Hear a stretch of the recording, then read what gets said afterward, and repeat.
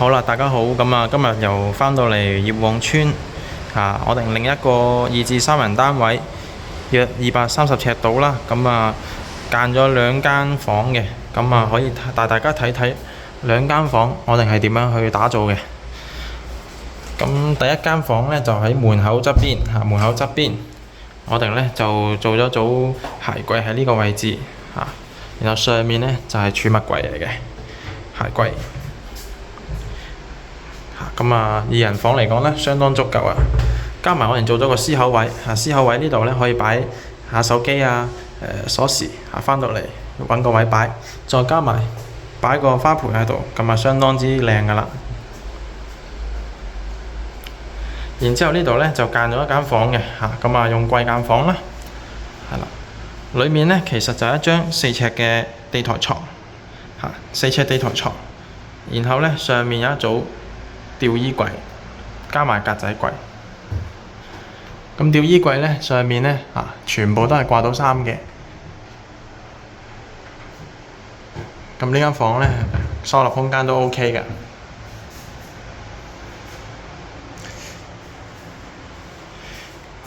然後房間外面向廳嘅部分，我哋做咗一組獅字櫃啦，即係儲物櫃，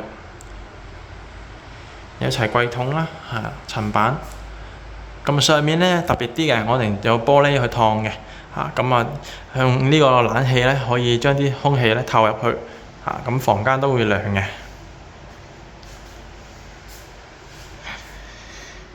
然後呢，我哋呢度做咗個 TV 嘅櫃，咁地櫃簡簡單單，有齊櫃桶櫃門。跟住呢個房間呢，就係用玻璃趟門去間房嘅咁玻璃趟門去間房呢，就磨砂玻璃啦相對嚟講個私隱度會好啲，就唔使裝窗簾。然後呢，呢個就係一張5尺嘅油壓床5尺油壓床。然後呢，所剩嘅空間呢，我哋做埋一個床尾櫃咁收納呢會強大啲嘅。裡面呢，亦都係有埋掛衣通。咁就備晒冷氣喉㗎啦分體機都冇問題。然後睇返我哋廚房咯喎，咁廚房呢度呢，就係拆咗嘅，然後呢，就打造咗一個新嘅台面出嚟，咁係高低級嘅做法見到呢，我哋呢度呢，其實係煮食爐係低啲星盤位係高啲。洗嘢呢唔使烏低腰，咁煮食爐呢度呢，亦都係呢有埋個爐架高度啦。其實呢，煮嘢係會方便啲，唔使吊手嘅。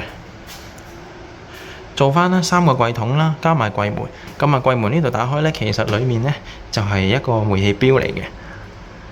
然後呢側邊呢度呢，亦都係有一個磁吸嘅櫃門，打開呢係轉角嘅，可以拉開嘅成個櫃門。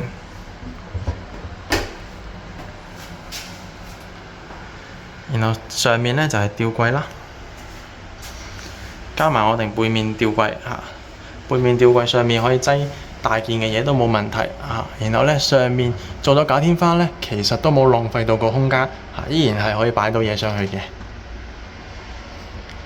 咁下面呢度呢，就係俾你擺豉油鹽醋㗎。咁玻璃一燙就可以攞到你要嘅調味料啦。做晒圓角嘅設計啦。唔會引到人嘅廚房。咁睇埋洗手間啦，洗手間呢度呢，就係做咗個新嘅洗面盆櫃咁上面吊櫃啦，加埋3格仔啦，俾你擺牙膏、牙刷、梳刨各樣嘢都冇問題。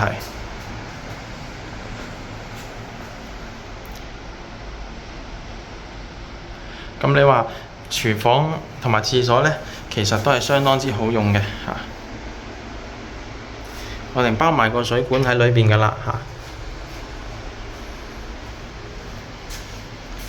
咁好似呢啲230尺到間2房嘅如果真係有呢個需求，咁可以睇睇呢個影片啦，分享俾你嘅朋友睇，或者最近都有攞鎖匙嘅鄰居都可以睇睇我哋嘅影片啦，同埋示範單位咁揾一揾Simon 啦，去攞個報價啦咁呢啲2房嘅單位呢，都好多人會選擇去做嘅因為有自己嘅獨立嘅空間啦。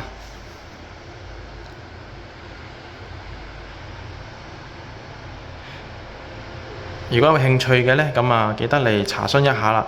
多謝大家收睇啊！